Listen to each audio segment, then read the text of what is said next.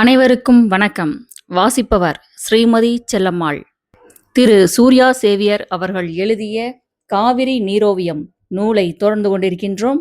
இந்நூல் காவிரியையும் அது கடந்து சென்ற பாதைகளையும், காவிரி கரைகளில் உருவான நகரங்களையும், அதன் நாகரிகங்களையும், நாகரிகத்தின் பெரு வரலாற்றையும், வரலாற்றை மறந்தவர்களாலும், வரலாறு தெரியாதவர்களாலும், வரலாற்றை திரிப்பவர்களாலும் அது வதைப்படும் துயரத்தையும், வழிகள் பல தாங்கியும் நம்மை வாழ வைக்கும் காவிரியின் நற்பண்பையும் நயம்பட பேசுகிறது இந்நூல். நூலின் அத்தியாயம் 95 நதிநீர் இணைப்பு. இந்தியாவில் உள்ள நதிகளை இணைப்பது குறித்து கடந்த 150 ஆண்டுகளுக்கும் மேலாக தொடர்ந்து பேசப்பட்டு வருகிறது. வெள்ளையர் ஆட்சி காலத்தில் 1834ஆம் ஆண்டு ஆங்கிலேய பொறியாளரான ஆர்தர் காட்டன் கங்கை காவிரி இணைப்பு திட்டத்தை தயாரித்தார். மேட்டூர் அணை உட்பட பல பெரிய அணைகளை இந்தியாவில் எழுப்பியவர் இவரே. ஆனாலும் வெள்ளையர் ஆட்சி காலத்தில் இத்திட்டம் செயல் வடிவம் பெறவே இல்லை. நாடு சுதந்திரம் பெற்ற பிறகு இதற்கான முயற்சிகள் எடுக்கப்பட்டது. 1971 மற்றும் 72ஆம் ஆண்டில் பிரதமர் இந்திராவின் அமைச்சரவையில் மத்திய நீர்வளத்துறை அமைச்சராக இருந்த டாக்டர் KL ராவ் என்பவரால் தயாரிக்கப்பட்டு நதிநீர் இணைப்பு செயல் திட்டத்திற்கு இறுதி வடிவம் கொடுக்கப்பட்டது. உலகின் மிகச் சிறந்த நீரியல் அறிஞரான ராவ் இத்திட்டத்தை ஐநா பேரவையின் வளர்ச்சி கழகத்திற்கு அனுப்பினார். இத்திட்டம் மிகச்சிறந்த திட்டம் என அவர்களும் இதற்கு பாராட்டு தெரிவித்தனர். ஆனாலும் அவரின் பதவிக்காலத்தில் இத்திட்டம் நிறைவேற்றுவதற்கான அறிகுறியே இல்லாமல் போயிற்று. 1982ஆம் ஆண்டு தேசிய நீர்வள மேம்பாட்டு ஆய்வு நிலையம் எனும் பெயரில் இந்திய அரசு ஓர் அமைப்பை ஏற்படுத்தியது. இந்தியாவில் உள்ள பல்வேறு நதிகளை இணைப்பதற்கான வரைவு திட்டத்தை இந்த அமைப்பு தீவிர ஆய்வுக்கு பின் உருவாக்கியது. திட்டங்கள் தயாரிக்கப்பட்டனவே தவிர அவைகளை நிறைவேற்றுவதற்கான எத்தகைய முயற்சியையும் ஒன்றிய அரசு மேற்கொள்ளவில்லை. 1980ஆம் ஆண்டு வாக்கில் கங்கை காவிரி இணைப்பு திட்டத்திற்கு சுமார் 60,000 கோடி செலவாகும் என மதிப்பிடப்பட்டது. இப்போது இம்மதிப்பீடு பல மடங்குக்கு மேல் உயர்ந்துவிட்டது. 2001ஆம் ஆண்டில் பிரதமராக இருந்த வாஜ்பாய் கங்கை காவிரி இணைப்பு பற்றி ஆய்வு செய்து உரிய நடவடிக்கைகளை மேற்கொள்வதற்காக ஒரு குழுவை நியமித்தார். இக்குழுவின் தலைவராக முன்னாள் மத்திய அமைச்சர் சுரேஷ் பாபு நியமிக்கப்பட்டார். இந்தியா முழுமையும் இக்குழு சுற்றுப்பயணம் செய்து மாநில அரசுகள், தனியார் அமைப்புகள், பொதுமக்கள் ஆகியோரை கலந்து திட்டம் ஒன்றை தயாரித்தது. ஆனால் வாஜ்பாய் அரசு பதவி விலகிய போது இந்த திட்டமும் கிடப்பில் போடப்பட்டது. தற்போது மத்தியில் ஆளும் மோடி தலைமையிலான பாஜக அரசு தேசிய நதிநீர் இணைப்பு திட்டத்திற்கான பணிகள் குறித்து ஆய்வு செய்து வருவதாக கூறுகிறது. கோதாவரி, காவிரி இணைக்கப்படும் என நீர்வளத்துறை அமைச்சர் நிதின் கட்கரி அறிவிக்கிறார். தமிழக முதல்வராக இருந்த எடப்பாடி பழனிசாமி அதை வரவேற்று பேசினார். இவை அனைத்தும் பேச்சளவில் மட்டுமே உள்ளது. ஆனால் இதை நடைமுறைப்படுத்தினால் ஏற்படும் சாதக பாதகங்கள் குறித்து நெடிய விவாதமே நடத்தப்பட்டு வந்துள்ளது. நாட்டிலுள்ள பெரும்பாலான தேசிய கட்சிகள் முதல் தமிழகத்தின் பிரதான ஆளும் கட்சிகள் வரை நதிகள் இணைப்பை கொள்கை அளவில் ஆதரிக்கிறது. நதிநீர் இணைப்பு என்பது அரசியல், பொருளாதாரம், நீரியல், சமூகவியல், பல்லுயிரியல், விலங்கியல், மானுடவியல், புவியியல், இயங்கியல், சூழலியல் என அனைத்து அம்சங்களையும் கணக்கில் கொண்டு சொல்லப்படும் தீர்வா? சாதகங்களாக முன்வைக்கப்படும் கருத்துகள்: 1. ஒருபுறம் வெள்ள சேதம், மறுபுறம் வறட்சி. இவற்றை இத்திட்டம் மூலம் சமப்படுத்தலாம். 2. வறட்சி நிவாரணம் என்ற பெயரிலும் வெள்ள நிவாரணம் என்ற பெயரிலும் செலவழிக்கப்படும் தொகை மிச்சமாகும். 3. அரேபிய நாட்டின் எண்ணெய் வளத்தை விட இங்குள்ள தண்ணீரை வைத்து செல்வத்தை ஈட்ட முடியும். 4. வீணாக கடலில் கலக்கும் நீரை கொண்டு பாசன வசதியை பல கோடி ஏக்கர்கள் விரிவடைய வைக்க முடியும். 5. நிலத்தடி நீர்மட்டம் உயரும், கிணறுகள் ஊற்றெடுக்கும். 6. பல லட்சம் படித்த பொறியாளர்களுக்கு வேலை கிடைக்கும். 7. கங்கை முதல் காவிரி வரை 4000 கிலோமீட்டருக்கு கால்வாய் வெட்ட வேண்டி வருவதால் 1 கோடிக்கும் மேற்பட்ட தொழிலாளர்களுக்கு வேலை கிடைக்கும். 8. ரயில் போக்குவரத்து போன்று நீர்வழி போக்குவரத்து உருவாக்க முடியும். 9. நாட்டின் ஒருமைப்பாடு பலப்படும். 10. தொடர்ச்சியான மறைமுக மற்றும் நேரடி வேலை வாய்ப்புகள் கிடைக்கும். பாதகங்களாக முன்வைக்கப்படும் கருத்துகள். 1. இதற்கு ஆகும் செலவு 20 லட்சம் கோடி. இந்த பணம் அரசுக்கு எங்கிருந்து வரும்? உலக வங்கி, உள்நாட்டு வங்கி, வெளிநாட்டு வங்கி, கார்ப்பரேட் மூலம் மட்டுமே வர முடியும். அப்படி வந்தால் கடந்த கால முன்னுதாரணங்களின்படி இலவசமாக சென்ற சாலைகளில் வாகனங்களுக்கு வரியையும் பெற்றுக்கொண்டு டோல்கேட் கொள்ளை நடப்பது போல இலவச நீர் கிடைக்கும் ஏற்பாடு மாற்றப்பட்டு நீருக்கும் கட்டணம் என்ற முறை வர நிச்சயம் வாய்ப்பு உண்டு. இதனால் பெரும் பாதிப்புக்கு மக்களும் விவசாயிகளும் ஆளாவார்கள். 2. நதிகள் தனியாருக்கு தாரை வார்க்கப்படும் சூழல் உருவாகும். கார்ப்பரேட்டுகளின் கட்டுப்பாட்டிற்கு நதிகள் செல்ல வாய்ப்பு உண்டு. 3. வெளிநாட்டு குளிர்பான கம்பெனிகள் இப்போதே ஆறுகளில் தண்ணீர் எடுத்து சூறையாடுகிறது. இத்திட்டம் அமுல்படுத்தப்பட்டால் நீர்வழிப்பாதை எங்கும் உலக குளிர்பான கம்பெனிகளின் குடியேற்றமாக மாறும். 4. பல லட்சம் குடும்பங்கள் நீர்வழிப்பாதை அமைக்கப்படும் பகுதியிலிருந்து வெளியேற்றப்படுவார்கள். அணைகள் கட்டுவதற்காக குடும்பங்களோடு வெளியேறிய மக்கள் எவரின் வாழ்க்கையும் சிறப்புடையதாக இருக்கவில்லை. வைகை அணை கட்டும்போது வெளியேறிய மக்களின் கதி போல கள்ளிக்காட்டு இதிகாசங்கள் எழுதவே இது பயன்படும். 5. வெளியேற்றப்படும் லட்சக்கணக்கான மக்களுக்கு மாற்று வாழ்க்கைக்கு உறுதியான உத்தரவாதம் கடந்த காலங்களில் இல்லை. இப்போதும் இதுவே நிகழும். 6. கடலில் நதிகள் கலப்பது இயற்கை சுழற்சி. இது தடுக்கப்பட்டால் கடல் உயிரினங்கள் அழியும். இதனால் இயற்கை சமன்பாடு மாறும். இதனால் சுற்றுச்சூழல் பாதிக்கும் அபாயம் ஏற்படும். 7. இத்திட்டம் அமைக்கப்படும் போது கட்டப்படும் அணைகள், கால்வாய்கள் மற்றும் ஏனைய அடிப்படை கட்டுமானங்களை பராமரிப்பதற்கும் நீர்பிடிப்பு பகுதிகளை தூர்வாருவதற்கும் செப்பனிடுவதற்கும் ஆண்டிற்கு சுமார் 2 லட்சம் கோடி வரை தேவைப்படும். 8. ஒன்றிய அரசின் காவல் படை போல் ஒன்றிய நீர்வள பாதுகாப்பு படை அமைக்கப்பட்டு நதிநீர் இணைப்பிற்காக கட்டப்பட்ட அனைத்து கட்டுமானங்களும் ஒன்றிய நீர்வள பாதுகாப்பு படையின் கட்டுப்பாட்டிற்குள் கொண்டுவரப்படும். அப்படி செய்வதன் மூலம் அந்தந்த மாநிலங்கள் தங்கள் விருப்பத்திற்கு ஏற்ப அணைகள் கட்டுவதும் தங்கள் மாநிலத்தில் புதிதாக வரும் கால்வாய்களில் தங்கள் தேவைக்கு ஏற்ப செயல்படுவதையும் கட்டுப்படுத்த முடியும். இதனால் நதிகளில் இருந்தும் பாசன முறைகளில் இருந்தும் மாநிலங்கள் முற்றிலுமாக வெளியேற்றப்படும். 9. சிந்து, கங்கை, பிரம்மபுத்திரா ஆகிய நதிகள் பன்னாட்டு நதிகள். அவைகள் சீனா, வங்காளதேசம், பாகிஸ்தான், நேபாளம் ஆகிய நாடுகள் சம்பந்தப்பட்ட ஆறுகளாகும். நாம் நம் வசதிக்கு கங்கையை, பிரம்மபுத்திராவை, சிந்து நதியை, கால்வாயை வெட்டி தெற்கே கொண்டு வந்துவிட முடியாது. அதற்கு மற்ற நாடுகள் அனுமதி வேண்டும். அப்படி அவைகள் அனுமதிக்குமா? நாங்களும் எங்கள் பகுதியில் வரும் அந்த ஆறுகளை வெட்டி உள்ளே இழுத்துக்கொள்கிறோம் என உரிமை கோராதா? அதுபோல பாகிஸ்தான், வங்காளதேசம், நேபாளம் ஆகியவைகள் போர்க்கொடி தூக்காதா? 10.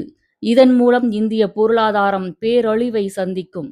இந்த அழிவுகள் அனைத்தையும் மக்கள் சுமக்க வேண்டிய சூழல்கள் உருவாகும். நீர்வளம் நிறைந்த மாநிலங்கள் தங்களின் மிகை நீரை நீர்ப்பற்றாக்குறை மாநிலங்களுக்கு பகிர்ந்து கொடுக்க முன்வர மறுக்கிறார்கள். நதிகள் இணைப்பு திட்டத்திற்கு இம்மனப்போக்கு பெரும் எதிராக உள்ளது. ஒவ்வொரு மாநிலமும் தனது மாநிலத்தில் உற்பத்தியாகும் நீர் தனக்கு மட்டுமே சொந்தமானது. தனக்கு போக எஞ்சிய நீரைத்தான் மற்ற மாநிலங்களுக்கு அளிக்க முடியும் என நினைக்கின்றது. அதை செயல்படுத்தவும் முனைகின்றன. பல மாநிலங்களுக்கு இடையே ஓடும் நதிகளின் நீரில் சம்பந்தப்பட்ட மாநிலங்கள் அத்தனைக்கும் உரிமை உண்டு. குறிப்பாக அந்த நதிகளின் கீழ் பகுதியில் உள்ள மாநிலங்களுக்கு அதிக உரிமைகள் உண்டு என்கிற இயற்கை நியதியையோ அல்லது சர்வதேச நடைமுறைகளையோ ஏற்றுக்கொள்வதற்கு இந்த மாநிலங்கள் கொஞ்சமும் தயாராக இல்லை. ஒரு வகையான சுயநல இறையாண்மை கொள்கையை இம்மாநிலங்கள் கடைபிடிக்கின்றன. கூட்டாட்சி அரசியலுக்கு இம்மனப்போக்கு முற்றிலும் எதிரானது என்பதை உணரவோ அதனால் ஏற்படும் விளைவுகள் குறித்து கவலைப்படவோ இம்மாநிலங்கள் தயாராக இல்லை. சர்வதேச நதிநீர் பங்கீட்டு விதிகளின்படி ஹெல்சின்கி விதிகள். காவிரி நதியில் தமிழகத்திற்கு உள்ள உரிமை நீர்வழி பாதை உரிமை, லோயர் ரிப்பேரியன் ரைட்ஸ். இப்படி தமிழகத்திற்கு முழு உரிமையுள்ள காவிரியிலிருந்து நியாயமாக வழங்க வேண்டிய நீரை வழங்காமல் கர்நாடகம் மறுத்து வருகிறது. சொல்லப்போனால் நமக்கான தண்ணீர் தேவையை விட சூழலுக்கு உகந்த ஆற்றின் நீரோட்டத்தை தான் தமிழகம் கேட்கிறது. இந்தியாவில் மாநிலங்களுக்கு இடையே இதுவரை தீர்க்கப்படாமல் உள்ள தண்ணீர் வழக்குகளின் எண்ணிக்கை 26. காவிரி நதிநீரை பெற்றுத்தராத ஒன்றிய அரசுதான் தமிழகத்திற்கு உரிமையே இல்லாத கங்கை நீரை கொண்டு வந்து தரப்போகிறதா?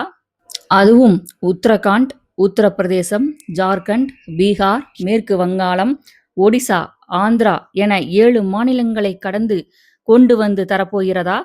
அப்படி கொண்டு வந்து தருவதற்கு அந்தந்த மாநில அரசுகள் ஒத்துக்கொள்ளுமா? இந்த கேள்விகளுக்கான ஒன்றிய அரசின் பதில் என்ன? காவிரி நதிநீர் பிரச்சினை 40 ஆண்டுகாலமாக நீடிக்கிறது.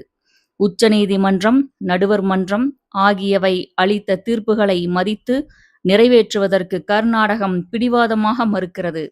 இவ்வாறு மறுக்கும் கர்நாடகத்தின் மீது உரிய நடவடிக்கை எடுத்து தமிழகத்திற்கு நியாயம் வழங்க ஒன்றிய அரசு தயங்குகிறது. அது மட்டுமல்லாமல் கர்நாடக அரசின் தவறுகளுக்கு துணை போகிறது. முல்லை பெரியாறு அணை நீரை 142 அடி உயர்த்தலாம் என உச்சநீதிமன்றம் தீர்ப்பளித்த பிறகும் கூட அந்த தீர்ப்பை ஏற்கவோ மதிக்கவோ கேரளம் பிடிவாதமாக மறுத்தது. உச்சநீதிமன்றம், நடுவர் மன்றம் ஆகியவற்றின் தீர்ப்புகள், அரசியலமைப்பு சட்டம் ஆகியவற்றை மதிக்க மறுக்கும் மாநிலங்கள் மீது உரிய நடவடிக்கைகளை மேற்கொள்ள வழியே இல்லையா எனும் கேள்வி எழுகிறது. நமது அரசியல் சட்டத்தை உருவாக்கிய அறிஞர்களும் அச்சட்டத்தின் அடிப்படையில் பல்வேறு சட்டங்களை உருவாக்கியவர்களும் தொலைநோக்கு பார்வையற்றவர்கள் அல்லர். இந்தியாவின் பிரதமராக ஜவஹர்லால் நேரு இருந்தபோது பல மாநிலங்களுக்கிடையே ஓடும் நதிகளின் நீரை பகிர்ந்து கொள்வதில் சிக்கல் ஏற்படலாம் என்பதை உணர்ந்து 1956ஆம் ஆண்டு 2 சட்டங்களை நாடாளுமன்றத்தில் நிறைவேற்றினார்கள். 1. நதிநீர் தாவா சட்டம். 2. நதிநீர் வாரிய சட்டம். மாநிலங்களுக்கு இடையே எழும் நதிநீர் பிரச்சினைகளை பேச்சுவார்த்தைகள் மூலம் தீர்ப்பதற்கு முடியாமல் போனால் நடுவர் மன்றத்தை அமைத்து அதன் தீர்ப்பை பெறுவதற்கு நதிநீர் தாவா சட்டம் வழி செய்கிறது. நடுவர் மன்றத்தின் தீர்ப்பு மதிக்கப்படாமல் போனால் சம்பந்தப்பட்ட நதிநீரை ஆளுமை செய்வதற்காக நதி வாரியம் அமைப்பதற்கு 2வது சட்டமான நதிநீர் வாரிய சட்டம் வழிவகுக்கிறது. இந்திய அரசியல் சட்டத்தின் 262வது பிரிவுக்கு இணங்க இந்த நதிநீர் வாரிய சட்டம் நாடாளுமன்றத்தில் நிறைவேற்றப்பட்டுள்ளது. இச்சட்டத்தின் கீழ் பிரச்சினைக்குரிய நதிநீர் நிர்வாகத்தை ஏற்று நடத்த நதிநீர் வாரியம் ஒன்று அமைக்கப்பட வேண்டும். ஆனால் இச்சட்டத்தின் கீழ் கடந்த 70 ஆண்டு காலமாக எந்த நதிநீர் பிரச்சினையிலும் நதிநீர் வாரியம் அமைக்கப்படவில்லை. இதுவரை பதவியில் இருந்த ஒன்றிய அரசுகள் எதுவும் இச்சட்டப் பிரிவை பயன்படுத்த துணியவில்லை. கார்ப்பரேட் சாமியார்கள் பலர் நதிகள் இணைப்பு விஷயத்தில், குறிப்பாக ஜக்கி வாசுதேவ் போன்ற காட்டை அழித்தவர்கள், திடீரென நதிகளை பாதுகாக்கவும் இணைக்கவும் குபீர் என புறப்பட்டு மிஸ்டுகால் கொடுக்க சொல்வது எல்லோருக்குமே அச்சத்தை ஏற்படுத்துகிறது. எலி ஏன் வெட்டியாக ஓடுகிறது என்றும் நினைக்க தோன்றுகின்றது. இப்போது இன்னொரு கேள்வி வந்து நிற்கிறது. இந்த நாட்டை காப்பாற்ற வேண்டுமென்றால் விவசாயமும் மக்களின் குடிநீர் தேவைகளும் பூர்த்தி செய்யப்பட வேண்டும். அதில் மாறுபட்ட கருத்து இல்லை. அப்படியானால் இதுவரை நம்மிடம் உள்ள நீர்நிலைகளை எப்படி பாதுகாத்து வைத்திருந்தோம்? அவைகள் பயன்பாடு போக தேவைகள் அதிகம் ஏற்பட்டுள்ளதா? இக்கேள்விக்கான விடையை இதய சுத்தியோடு அரசுகள் தர முடியுமா? முடியாது. ஏனெனில் 70 ஆண்டுகளில் பெரும்பாலான நீர்நிலைகள் அழிக்கப்பட்டு கான்கிரீட் காடுகளாக மாற்றப்பட்டுள்ளது. புதிய பேருந்து நிலையங்கள் அனைத்தும் வேறொன்றும் அல்ல, பழைய குளங்கள்தான். ஒருபுறம் மீத்தேன், ஹைட்ரோ கார்பன் என நில வளங்களை அழித்துக்கொண்டு மறுபுறம் நதிகளை இணைத்து விவசாயம் பெருக்குவோம் என்பது மக்களிடம் நம்பிக்கையை ஏற்படுத்துமா? சீனா, ரஷ்யா உள்ளிட்ட பிற நாடுகளில் நதிகளை இணைத்தது அந்நாட்டின் அரசியல், சமூக, பொருளாதாரம் சார்ந்தது. இந்தியாவில் இந்த மூன்றுமே இன்று மக்கள் சார்ந்ததாக அரசுகளால் பார்க்கப்படுகிறதா? இது போன்ற ஏராளமான கேள்விகளுக்கு நடுவில்தான் நதிகளை இணைப்போம் என்ற ஆட்சியாளர்களின் குரல் ஒலிக்கிறது. அது அச்சத்தையே மக்களிடம் உருவாக்குகிறது. இது குறித்து வெளிப்படையான விவாதங்களின் மூலம் மக்களிடையே நம்பிக்கையை உருவாக்கி எந்த ஒரு திட்டத்தையும் நிறைவேற்றலாம். அது அந்தந்த பகுதியில் வாழும் அனைத்து மக்களின் வாழ்க்கை மேம்பாட்டோடு தொடர்புடையதாக இருக்க வேண்டும். இவ்வளவையும் தாண்டி இத்திட்டம் சாத்தியப்படுத்தப்படலாம். ஆனால் அதன் பலன் யாருக்கானது என்பது மில்லியன் டாலர் கேள்வி. தமிழ் சமூகத்தின் வாழ்க்கை முறை சாதிகளாலும் மதங்களாலும் கட்டமைக்கப்படாதது. அது இயற்கையால் கட்டமைக்கப்பட்டது. உலகில் வேறெந்த ஒரு சமூகத்திற்கும் இந்த பெருமை இல்லை. அப்பெருமையே ஐந்திணை வாழ்க்கை முறை. ஐந்திணை வாழ்க்கை முறை குறித்து அடுத்து பார்க்கலாம். நூலின் அடுத்த அத்தியாயம் 96 ஐந்திணை. பண்டைய நாகரிகங்கள் பலவற்றில் மக்கள் கூட்டத்தை இயக்குகிற கூறுகளாக சடங்குகளும் பூஜைகளுமாகவே இருக்கிறது. சடங்குகளில் இருந்து கட்டி எழுப்பப்பட்ட சமூகங்களாக அவை இருந்துள்ளதை ஆய்வாளர்கள் வெளிப்படுத்தியுள்ளனர். ஆனால் பண்டை தமிழ் சமூகம் இயற்கையின் உறவாடலில் தனது சமூக உறவை அமைத்து கொண்டுள்ளது. தனது வாழ்வியலை இயற்கை மீது கொண்ட உறவின் வழியாக நடத்தி கொண்டு வந்துள்ளது. நிலம், தீ, நீர், வளி விசும்போடைந்தும் கலந்த மயக்கம் உலகம். தொல்காப்பியம் 635 என பூதியலை வகுத்துக் கொடுக்கின்றது. இதை இன்னும் விளக்கமாக புறநானூறு வரைகின்றது. மண் திணிந்த நிலனும் நிலம் ஏந்திய விசும்பும் விசும்பு தைவரு வளியும் வளித்தலை ஈய தீயும் தீ முரணிய நீரும் என்றாங்கு ஐம்பெரும் பூதத்து இயற்கை. இது புறநானூறு. தமிழர்கள் தங்களது வாழ்விடத்தை இயற்கையின் கூறுகளாகவே வகுத்துள்ளனர். இது வேறு எந்த பண்டைய நாகரிகங்களிலும் காண கிடைக்காத ஒன்றாகும். வாழும் சூழலை அறிவியல் முறைப்படி குறிஞ்சி, முல்லை, மருதம், நெய்தல் என வகுத்து கொண்டுள்ளனர். ஒவ்வொரு திணையின் அமைவிற்கும் மானுட சமூக இயங்கியல் கூறுகளும் உற்பத்தி பண்பாடும் நீரின் இருப்பு தன்மையும் தான் அடிப்படை காரணமாக இருக்கிறது. குறிஞ்சி நிலத்தின் நீராதாரம் அருவியும் சுனையும். இது மலையும் மலை சார்ந்த இடமாகவும் இருப்பதால் நல்ல மண்வளம் இருக்கும். இங்கு உழுது மேலாண்மை செய்ய வேண்டிய தேவை இல்லை. குறிஞ்சி நிலத்தில் மழைநீரை சேர்த்து வைத்து வேளாண்மை செய்ய வேண்டும் என்ற நிலை இல்லை. ஏனெனில் அவர்களுக்கு அருவி நீரும் சுனை நீரும் எப்போதும் குறைவின்றி கிடைத்து வந்தன. அது மட்டுமல்லாது அவர்களது வேளாண்மை முறையானது மழை பாசனத்தை அடிப்படையாக கொண்டது. அருவி நீரை அடிப்படையாக கொண்டது. காட்டு பன்றிகள் நிலத்தை உழுத பின்பு அதில் விதைத்து சாகுபடி செய்யும் முறையை புறநானூறு குறிப்பிடுகிறது. அருவி ஆர்க்கும் களை பயில் நனந்தலை கரிவளர் அடுக்கத்து மலரந்த காந்தள் கொழுங்கிழங்கு மிளிர கிண்டி கிளையோடு கடுங்கண் கேழல் உழுத பூழி நன்னாள் வருபதம் நோக்கி குறவர். புறநானூறு. அருவி பாயும் மூங்கில் காடு. அந்த மூங்கிலில் மிளகு கொடிகள் படர்ந்திருக்கும். காட்டுப்பன்றி குடும்பம் அங்குள்ள காந்தள் கிழங்குகளை கிண்டி உண்ணும். அவை கிண்டிய புழுதியில் அங்கு வாழும் குறவர் மக்கள் உழவு செய்யாமலேயே விதைப்பர். குறிஞ்சி நில மக்கள் அருவியின் நீரை பயன்படுத்தி ஐவனம் என்றொரு வகை நெல் விளைவித்ததை பற்றியும், இருள் கூடும் மலைப்பக்கத்தில் அருவியின் நீரை கொண்டு ஐவனம் என்ற நெல் விதைக்கும் தலைவனை பற்றியும் குறுந்தொகை கூறுகிறது. மலை தொடரின் பக்கத்தே விளைந்த ஐவன நெற்களை குன்ற நாட்டை சேர்ந்த தலைவன் கொண்டு சென்றதை 500 பாடல் குறிக்கிறது. மூங்கிலில் இருந்து கிடைக்கும் நெல் குறிஞ்சி நில மக்களுக்கு உணவானது. இது பயிர் செய்யாமல் இயற்கையாக கிடைப்பது. சமைப்பது சற்று கடினமானது. குறிஞ்சி நில மக்கள் இந்நெற்களை பயன்படுத்துவர். இதனை வெண்ணெல் என அகநானூற்று பாடல் குறிக்கிறது. ஆண்டு முழுவதும் சுரக்கும் சுனையும் அருவி நீரும் உள்ளதால் குறிஞ்சி நில மக்கள் மழைநீரை சேமித்து வைக்க வேண்டிய தேவை ஏற்படவில்லை. குறிஞ்சி நிலத்தின் விலங்குகளான புலி, யானை, கரடி ஆகியவை வாழ்வதற்கு தேவையான நீரும் சூழலும் குறிஞ்சி நிலத்தில் இருந்தது. அக்காட்டில் வாழும் உயிரினங்களும் பழங்குடி மக்களும் காட்டை உயிர்ப்புடன் வைத்திருந்தனர். காடு அவர்களை உயிர்ப்புடன் வைத்திருந்தது. காப்பு காடுகள் எனச் சொல்லி அவர்கள் காடுகளில் இருந்து விரட்டப்பட்டனர். தேயிலை தோட்டங்கள் குறிஞ்சி நிலத்தை பச்சை பாலைவனமாக மாற்றிவிட்டது. காடுகள் அழிக்கப்பட்டது.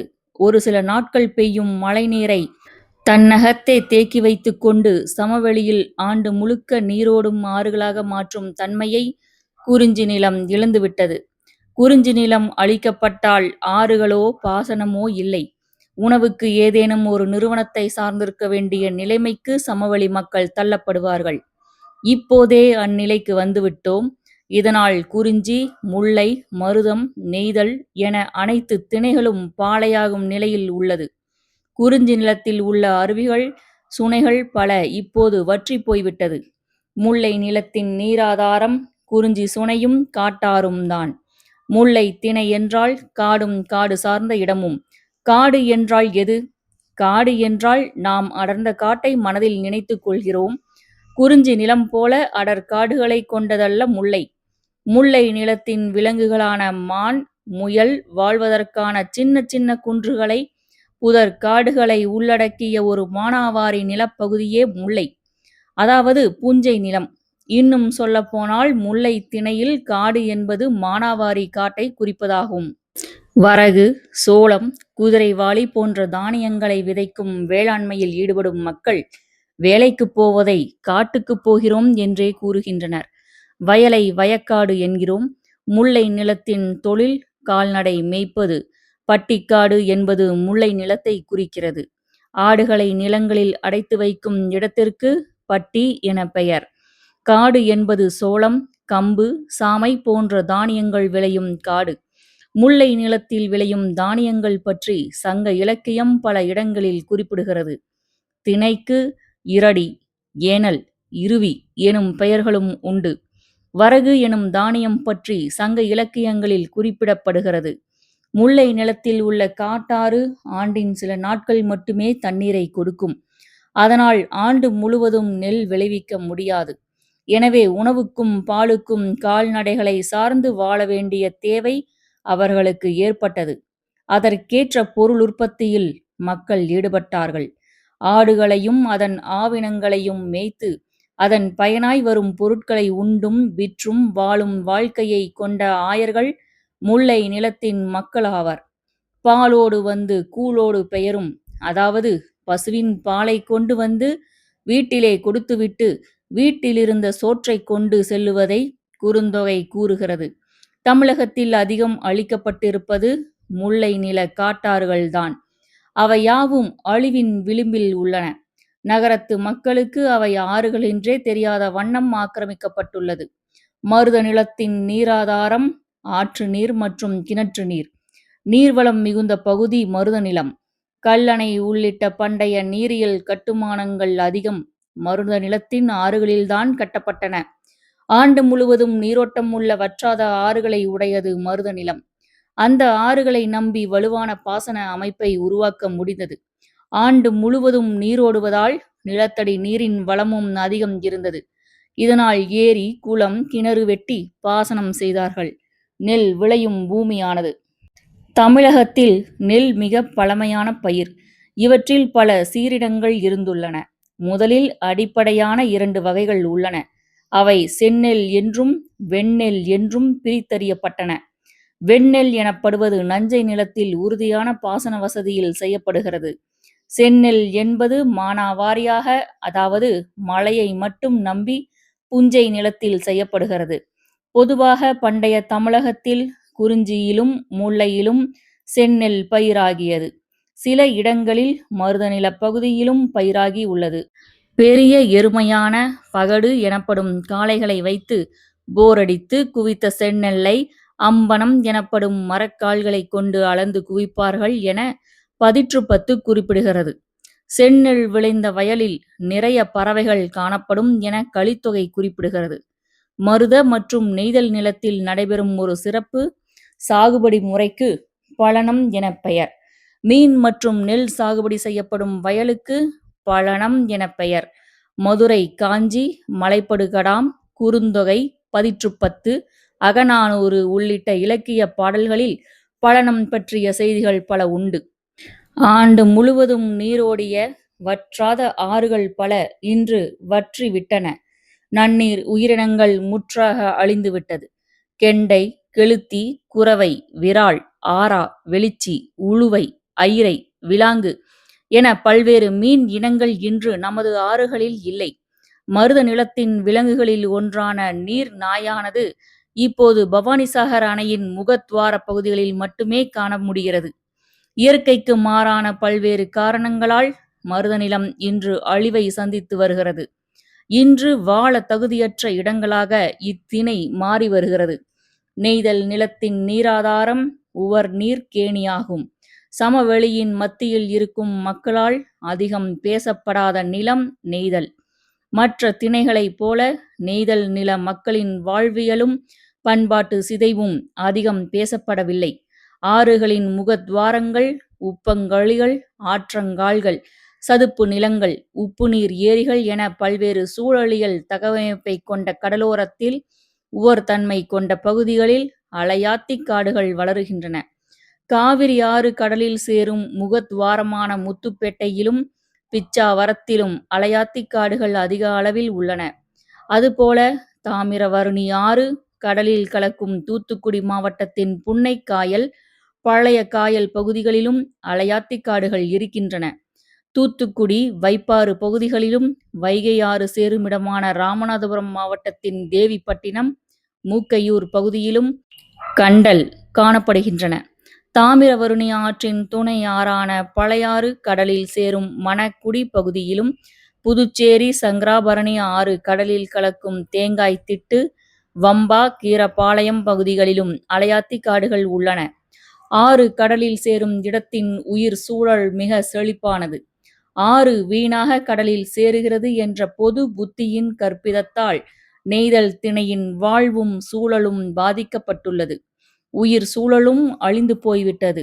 முல்லையும் நெய்தலும் சந்திக்கின்ற திணை மயக்கம்தான் அலையாத்திக் காடுகள். உவர்நீர் சதுப்பு நிலம் என இன்று அழைக்கப்படுவதை சங்க இலக்கியத்தில் கண்டல் எனும் ஒரே சொல்லால் அன்றே குறித்திருக்கிறார்கள். கண்டல் வேலி களி சூழ் படப்பை முண்டகம் வேய்ந்த குறி இறை குரம்பை கொழு மீன் கொள்பவர் பாக்கம் கல்லென. நற்றிணை 207. கடலின் மழைக்காடுகள் கண்டல், அலையாத்திக் காடுகள், சுரபுன்னைக் காடுகள், கண்ணா காடுகள், தில்லை காடுகள் எனவும் அழைக்கப்படுகிறது. வடகோளத்தில் அலையாத்திக் காடுகளே கிடையாது. இது வெப்பமண்டலத்தில் மட்டுமே, அதுவும் குறிப்பாக நிலநடுக்கோட்டை ஒட்டி காணப்படும் காடு. மணிக்கு 100 முதல் 120 கிலோமீட்டர் வேகத்தில் வீசும் புயல் காற்றை கூட கரையிலேயே தடுத்து அதன் வேகத்தை தடுக்கும் ஆற்றல் உடையது அலையாத்திக் காடுகள். புயல் காற்றினால் கரையை மோத வரும் கடல் அலைகளின் சீற்றத்தை ஏறத்தாழ 90 விழுக்காடு அளவுக்கு குறைத்து விடுவதால் இதனை அலையாத்திக் காடுகள் என அழைக்கின்றனர். அலையாத்திக் காடுகளின் உப்பங்கழிகள் அல்லது காயல்கள்தான் பெரும்பாலான கடல்வாழ் உயிரினங்களின் தொட்டில். ஆறுகளும் ஆறுகள் சார்ந்த நீர்நிலைகளும் கால்வாய்களும் ஆற்றங்கரையோர காடுகளும் முதலைகள், மீன் வகைகள், ஆமைகள், தண்ணீர் பாம்புகள் என எண்ணிலடங்கா உயிர்களுக்கு வாழ்விடங்களாக அமைகின்றன. மயில் கொண்டை எனும் ஒருவகை மீன் இன்று தமிழ்நாட்டு ஆறுகளில் இல்லை. 50 ஆண்டுகளுக்கு முன்பு வரை இவை பவானி மற்றும் அமராவதி ஆறுகளில் ஏராளமாக இருந்தது உண்டு. ஒரு ஆற்றின் முகத்வாரம் பல உயிரினங்களுக்கு வாழ்விடமாக இருக்கிறது. கடலின் உப்பு நீரும் ஆற்றின் நன்னீரும் கலந்திருக்கும் சதுப்பு நிலப்பரப்பானது புழு, நண்டு, நத்தை போன்ற பல உயிரினங்கள் பல்கிப் பெருகும் இடமாகிறது. ஆயிரக்கணக்கில் வரும் நீர்ப்பறவைகளுக்கும் கரையில் வாழும் கிரிப்பிள்ளை போன்ற உயிரினங்களுக்கும் வாழ்விடம் ஆகிறது. கடல் பாம்புகளையும் மீன்களையும் உண்டு வாழும் கடல் ஆலா எனும் பறவையையும் கடற்கரை முகத்வாரங்களில் காணலாம். கடலின் நீர்மட்டத்தில் தோன்றும் ஏற்றத்தாழ்வுக்கு ஓதம் என பெயர். களியே சிறு குறள் நெய்தலோடு காவி கூம்பை எரிதிரை ஓதம் தரல் ஆனாதே துறையே மருங்கின் போகிய மாக்கவை மறுப்பின். அகநானூறு பாடல் 350. பெருங்கடல் முழங்க கானல் மலர இருங்கழி ஓதம் இல் இறந்து மலிர. நற்றிணை பாடல் 117. ஓதத்தினால் கடல் மட்டம் குறையும்போது வெளிப்படும் நிலப்பரப்பில் இரை தேட வரும் பறவைகள் ஏராளம். கழிமுகத்திற்கு வெளிநாடுகளில் இருந்து பல வகையான பறவைகள் அக்டோபர் முதல் மார்ச் வரை வருகின்றன. அங்கு கடுங்குளிரில் நிலம் பனியால் மூடப்படும் பருவத்தில் இரை தேடி கூட்டம் கூட்டமாக பறவைகள் வெப்பமண்டல பகுதிகளுக்கு இடம் பெயர்கின்றன. சங்கப் புலவர்கள் இவைகளை புலம்பெயர் புட்கள் என வர்ணித்திருக்கிறார்கள். சுமார் 1105 கிலோமீட்டர் நீளமுடைய தமிழக கடற்கரையானது ஏராளமான உயிரினங்களுக்கு உறைவிடம். உயிரின பல்வகைமை கொண்டமையால் மன்னார் வளைகுடா பகுதி பாதுகாக்கப்பட்ட உயிர்கோள கடல் பகுதியாக ஐநாவால் அறிவிக்கப்பட்டுள்ளது. பவளத்திட்டுக்களை சுற்றி வாழக்கூடிய பல உயிரினங்களை மன்னார் வளைகுடா பகுதியில் காணலாம். பவளத்திட்டுகள் கடலடி வாழ் தாவரங்கள் நிறைந்த இந்நீர்ப்பகுதி ஆவூலியா திட்டுகள் கடலடி வாழ் தாவரங்கள் நிறைந்த இந்நீர்ப்பகுதி ஆவூலியா எனும் அரிய கடல்வாழ் பாலூட்டியின் வாழ்விடம். கடலின் ஆழமற்ற பகுதிகளில் அங்குள்ள கடலடி புற்களை மேய்ந்து வாழ்கிறது. ஓங்கில் என மீனவர்களால் குறிக்கப்படும் 3 வகையான டால்பின்கள் கூட்டம் கூட்டமாக நம் கடற்பகுதியில் வாழ்கிறது. 5 வகை கடலாமைகள் தமிழக கடற்கரை அருகே காணப்படுகின்றன. பங்குனி ஆமை, பேராமை, அழுகாமை, பெருந்தலையாமை மற்றும் தோணியாமை ஆகியனவாகும். இதில் மிகப் பெரியது 1.5 மீட்டர் நீளமும் 500 கிலோ எடையும் கொண்ட தோணியாமையே. காண்பதற்கு அரியது பேராமை. அதிகம் காணக்கூடியது பங்குனி ஆமை. இந்த ஆமைகள்தான் கூட்டம் கூட்டமாக முட்டையிட கடற்கரைக்கு வருகிறது. நிலத்தில் வாழும் ஆமைகளும் உண்டு. நாம் எளிதாக காணக்கூடியது ஏரிகளும் ஆற்றங்கரை ஓரங்களிலும் உள்ள மண் ஆமைதான். நட்சத்திர ஆமை வறண்ட பகுதியில் வாழும் ஒரு வகை நில ஆமை. அணு உலைகள், தாது மணல் கொள்ளை, Thoothukudi alkali chemicals, heavy water plant, Sterlite copper வேதி ஆலை, கடல் நீரை நன்னீராக்கும் ஆலை, கடல் உணவு பதப்படுத்தும் தொழிற்சாலை, நகர கழிவுகள், உயிர்கொல்லி நஞ்சு உர பயன்பாடு, இறால் பண்ணை கழிவுகள், ஆலை கழிவுகள், ஆற்று மணல் கொள்ளை, புவி வெப்பமயமாதல், உலக மயம் ஆகியவை நெய்தல் நில மக்களின் வாழ்வையும் சூழலையும் கேள்விக்குறியாக்கியுள்ளது. இயற்கையின் சமன்பாடுகளும் பிணைப்புகளுமே உயிர்க்கோளத்தை முன் நகர்த்திச் செல்கின்றன. 450 கோடி ஆண்டு காலமாக இயற்கை தனதளவில் இப்பெரும் பணியில் சிக்கலின்றி இயங்கி வந்திருக்கிறது. உயிர்களை தன் மடியில் தாங்கி பராமரிக்கும் பூமி தாயின் இயக்கமானது திணையால், காலத்தால் நிர்ணயிக்கப்படுகின்றது. இயற்கைக்கும் உயிர்களுக்கும் இடையிலான இந்த உடன்படிக்கை நாகரிக மனிதர்களால் அனுதினமும் மீறப்படுகிறது. சமவெளி மனிதனை பொறுத்தவரை கடல் வெறும் வெள்ளக்காடும் பரந்த நீர்ப்பரப்பு மட்டுமே. காடும் மண்ணும் கடலும் பூர்வ திணை குடிகளின் வசம் இருந்தவரை எக்கவலையும் இல்லாதிருந்தது. காட்டிலிருந்து பூர்வ குடிகள், வேளாண் பூர்வ குடிகள், மீனவ பூர்வ குடிகள் விரட்டியடிக்கப்பட்டு தாராளமய சந்தைக்கு மலிவு விலை கூலிகளாக மாற்றப்பட்டுள்ளனர். மலைவாழ் குடியை சேர்ந்தவர்களுக்கு காட்டில் தேனெடுக்கும் வாய்ப்பு பறிக்கப்படுகிறது. குறிஞ்சி, முல்லை, மருதம், நெய்தல் ஆகிய 4கையும் பாலை ஆக்கிய வாழ்வுக்கு பெயர்தான் நவீன வாழ்வா? நவீனத்தில் இயற்கைக்கான இடம் எங்கே? நவீனம் என்பது இயற்கையின் மீது கட்டப்பட்டதா, இயற்கையை அழித்து கட்டப்பட்டதா? ஆனால் இயற்கை சீற்றங்கள் மனிதர்களை அவ்வப்போது சமப்படுத்திவிட்டு செல்கிறது. இனி போராட்டமும் போராட்டம் சார்ந்த வாழ்க்கையுமே ஐந்திணை குடிகளுக்கும் உரிய அடையாளமாய் எழுந்து வரும். இயற்கை சீற்றத்தின் கோர பிடியில் சிக்கிய காவிரி கடலில் கலக்கும் பூம்புகாரை அறிய மனம் பரவசம் கொள்கிறது. அது என்ன பூம்புகார்? காவிரி புகும் புகார் என்பதைதான் பூம்புகார் என மாற்றி அழைக்கிறார்கள். காவிரி புகும் பட்டினத்தை பற்றி அடுத்து அறியலாம். அதற்கு முன்பு காவிரியில் வாழ்ந்த புலவர்களை அறிந்துவிடலாம். நூலின் இப்பகுதி இத்துடன் நிறைவடைகிறது.